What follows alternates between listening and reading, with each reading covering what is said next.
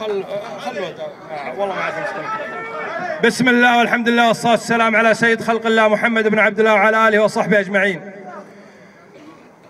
اليوم تقر عين أهل الكويت بأمثالكم. لما قلنا من قبل وشهدنا شهادة هؤلاء الرجال أدوا الأمانة، اليوم أهل الكويت يشهدونهم بالأمانة.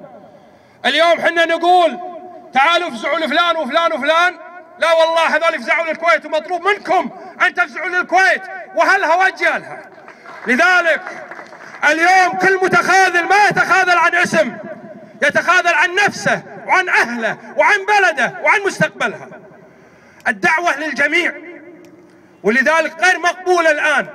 أنا أثني على دعوة الشيخ فلاح بن جامع، على كل التيارات السياسية، على كل القبائل، على كل الشرائح، على كل الممثلين للقوى السياسية، حتى الأفراد. اليوم الموقف من يقف على الحياد فهو موقف مع هذا الظلم. هذا حكم سياسي فيه من الظلم الواضح البين. لذلك ينبغي أن تصدر البيانات والدعوة للجميع للاجتماع وإعلام مواقفها. اليوم الفزعة بدأت وقلناها من قبل، ما في طريق إلا طريق الاستماع لإرادة الشعب، والشعب هو من يمثل نفسه ويحقق إرادته. غدا في تجمع آخر، اليوم تضامنا مع فلاح الصواغ وخالد الطاحوس لأنهم يستحقون وشرف للحراك.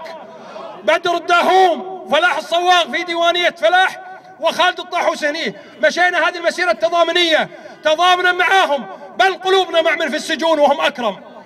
لذلك غدا عند الأخ مسلم البراك لا يتخاذل متخاذل، والحراك يتطلب أمر واضح قلناه من قبل.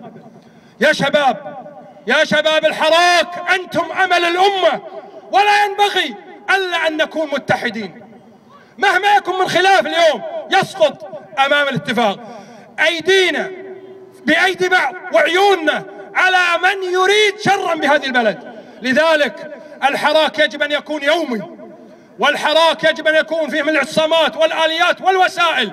كل الوسائل للدفع هذا الظلم مشروعة، كل الوسائل اللي تجمع شملنا مطلوبة، وكل شجاع اليوم وكلكم شجعان قدامنا قبل أن تكونوا. لذلك كلنا اليوم يد واحدة، أهل الحراك، القوى السياسية، الفعاليات، الشباب، القوى، كلنا يد واحدة للدفاع عن بلد وإرادة أمة وكرامتها ودستورها ودولة المؤسسات. لذلك ينبغي أن يقف هذا النهج، ولذلك طالبنا أن يقف، لأن بيدكم السلطة، واليوم سنقوم بأماناتنا. والآن مع الأخ بدر.